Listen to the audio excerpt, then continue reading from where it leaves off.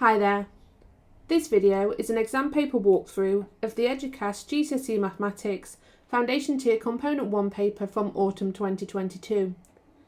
This paper is worth 120 marks in total, and this is the fourth video of 6. It will focus on questions 14 to 18, which account for 18 of these marks. Eduqas Component 1 papers are non-calculator, so a calculator should not be used. A little disclaimer: there may be more than one way to answer a question.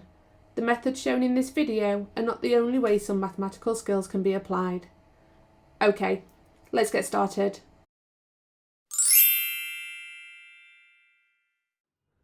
Question 14a. Calculate 9 over 14, subtract 2 over 7. So we're subtracting fractions here. When we're subtracting fractions, we need a common denominator. Adding or subtracting, we need a common denominator. So I need the bottom numbers to be the same. So I'm going to have to scale up or down a fraction to make those denominators the same. Now, this question, I know that 14 and 7 are both in the 7 times tables. So I only need to change one of these fractions, guys. I'm going to scale 2 over 7 up to be a fraction over 14. So my 9 over 14 is going to stay as it is, but I'm going to scale up my 2 over 7. So to scale it up, 7 times 2 is 14. So I'm multiplying my fraction by, excuse me, by 2. I have to multiply the top and the bottom, okay? So 2 times 2 gives me a numerator of 4. 7 times 2 gives me that denominator of 14 so that they match. And I've still got that subtraction sign in between there. Now that the denominators are the same, I can just work with the numerators, okay? The denominator is going to be 14 because they match, but the numerator would be 9 subtract 4. So I'm subtracting the numerators now that I have a common denominator. 9 subtract 4 is 5, so our answer is 5 over 14. Part B, calculate 10/13 multiplied by 1/5. Give your answer in its simplest form. When we're multiplying fractions, we don't need to change anything. We just multiply the numerators together and the denominators together. So 10 times 1 will be on the top of our new fraction, and 13 times 5 will be on the bottom of our new fraction. 10 times 1 is 10, so we have a numerator of 10. Now we need to do 13 times 5. So 10 times 5 and 3 times 5. That's 50 and 15, so that's 65. So we get a new denominator of 65. Now it wants our answer in its simplest form. So we're going to look and see what numbers we can divide the top and the bottom by. We have to divide them both by the same number. So one ends in a 0, one ends in a 5. So I can definitely divide them both by 5 because numbers in the 5 times tables end in 0 or 5. So 10 divided by 5 gives me a numerator of 2. And then I'm doing 65 divided by 5. Okay, you can do that however you want to do. If you don't know what it is, 5s into 6 is 1, remainder 1. 5s into 15 is 3. Well, actually, yeah, 5s into 15 is 3, so our answer is 13.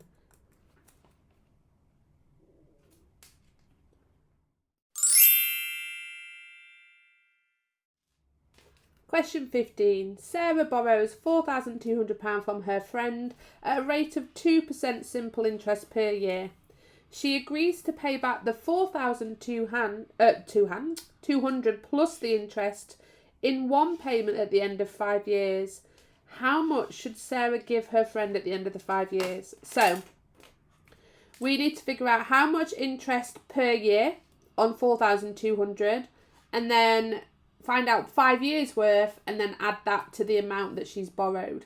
So simple interest, the way this works is you find 2% of that amount and then you times it by the number of years. It is that simple. It's called simple interest. So we're going to find 2% of 4,200, okay?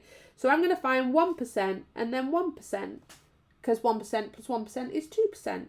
So to find 1%, we have to divide by 100, because 100, what a percentage is out of, divided by 100 will give us 1.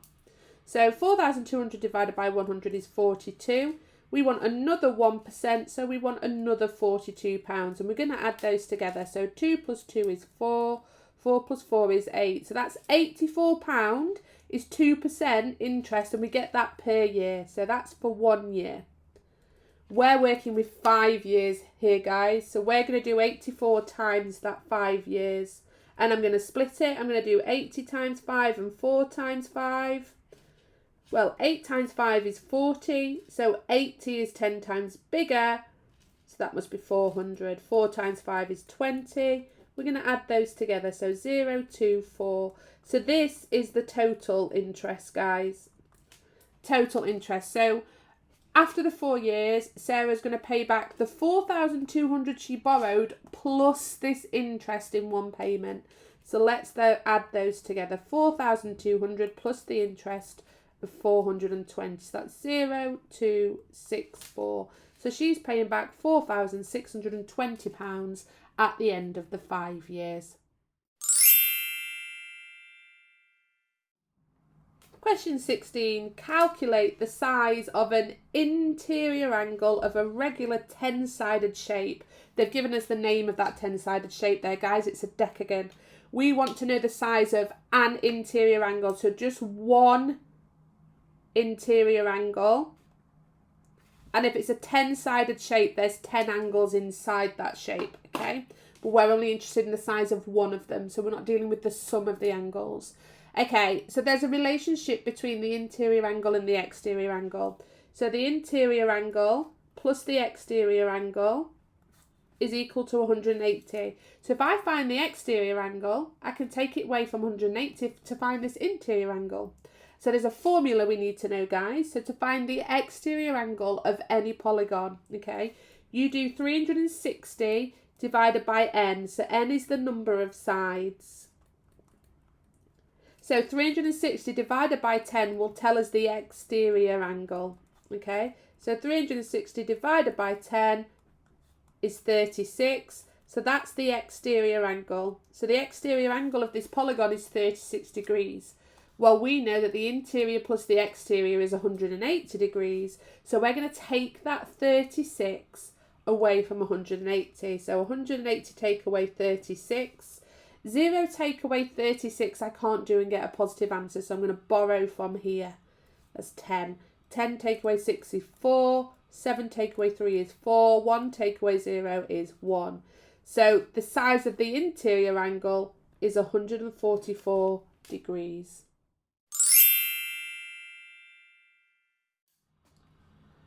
Question 17. One summer, Sean grew runner beans. Each week he recorded in kilograms the total mass of the runner beans he picked. The results for the first 4 weeks are given below, so 3.6, 3.4, 2.9 and 5.1. For the first 5 weeks, the mean mass of the runner beans Sean picked was 4.2 kilograms per week. How many kilograms of runner beans did Sean pick in week 5? We've got to show all our working out. Okay, so when we work out the mean of a set of numbers or set of data, we add all of them together and divide by how many pieces of data we had. So that's what's happened here to get 4.2. We've added the first 5 weeks together, then divided by 5 to get 4.2. Now, they've only given us the value of the first 4 weeks, so the first thing we need to do is find out what the total of the first 5 weeks are. So we're going to reverse that process. Instead of dividing by 5, we're going to start by multiplying that mean by 5. So we're going to do 4.2 kilograms multiplied by 5. Okay, so we're working with decimals and a whole number, so I'm going to multiply 4.2 by 10. So I'm going to do 42 times 5. Okay, which is 40 times 5 and 2 times 5. 40 times 5, well, 4 times 5 is 20. 40 is 10 times bigger, so that must be 200. 2 times 5 is 10, so that's 210. Okay, so that equals 210, but we times by 10, so we've got to reverse that process. We've got to divide by 10, so 4.2 times 5 must be 21. So the total is 21 kilograms. Now we know what 4 of the weeks were. We're trying to find week 5. So if we add these 4 together and take them away from 21, then we will know what the how many kilograms he picked in or grew in week 5. So let's add these together. So we're going to do 3.6 plus 3.4. I'm just going to deal with 2 at a time so that I don't have a big long column that I get confused with. So 6 plus 4 is 10, carry the 1. Decimal point needs to match. 1 plus 3 is 4, plus 3 is 7. So I'm at 7 at the minute. So I'm going to do 7 plus 2.9, making sure my decimal point and my place value lines up. 0 plus 9 is 9. 7 plus 2 is 9. My decimal point in the same place. Now I'm doing 9.9 plus 5.1. So 9.9 plus 5.1. 9 plus 1 is 10. Decimal point in the same place. 1 plus 9 is 10, plus 5 is 15. So 15 kilograms in total here, okay? 21 kilograms for the 5 weeks. So we're going to do 21 take away 15. Well, 1 take away 5 I can't do and get a positive answer, so I'm going to have to borrow. 11 take away 5 is 6. 1 take away 1 is 0. So that 5th week must be those 6 kilograms, because that's the difference between the first 4 weeks and the total for the 5 weeks. So we're going to pop 6 kilograms there. So we've reversed the mean.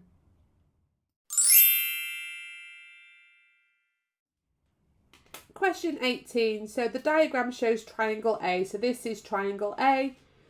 Part A, reflect triangle A in the line y equals 4 and label your answer B. So we're reflecting this triangle in the line y equals 4. So the first thing we need to do, guys, is draw that line y equals 4. Again, I'm going to use a pen, but you're going to use a pencil in your exam. So if you make a mistake, you can cross it out. So y equals 4 is 4, a line going through 4 on the y-axis. So this is the y-axis.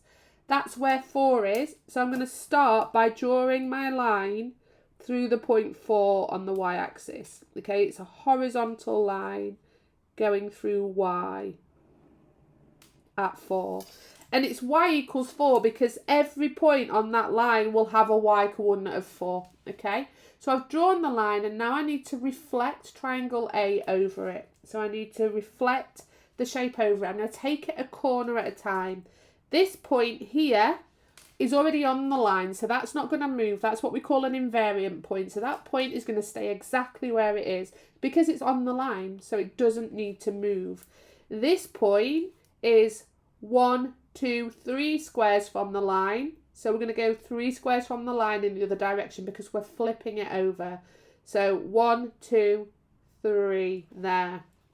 This point or vertex or corner is 1 away from the line. So we're going to put it 1 away from the line on the other side. And then we're going to, with a ruler, nice and clearly draw our shape. Again, guys, you will use a pencil in case you make a mistake and you need to rub something out. Label your answer B. So let's put B in there. Okay, so that's our first 2 marks. Next, part B, translate triangle A using the vector 6, 0, label your answer C. So again, we've done with B now. B doesn't exist to us at this point. We're working with triangle A again and we're translating it. So translating it just means to move it. Okay, we're moving according to this vector. So on the top of the vector, we go left or right. So we're moving in the X direction. On the bottom of the vector, we go up or down. So we're moving in the Y direction. The Y direction is 0, so they're not moving up or down anyway. We're just moving left or right. This is positive. Positive, we move right. Negative, we move left. So everything's moving 6 places to the right. Okay, so we're going to take it a corner at a time again. So this corner, we're going to move it 6 places to the right. 1, 2, 3, 4, 5, 6. Notice I'm using exact corners here, guys, and you'll notice it's gone from -1 to +5. That's 6 places. Okay, this corner 6 places. 1, 2, 3, 4, 5, 6, and then this corner 6 places again. 1, 2, 3, 4, 5, 6, and then we're going to draw with a ruler nice and clearly our shape. Again, you will have used pencil. Then if you do make a mistake, you can rub it out so it's not confusing for the examiner. And then it told us to label this C. So we're going to label it C.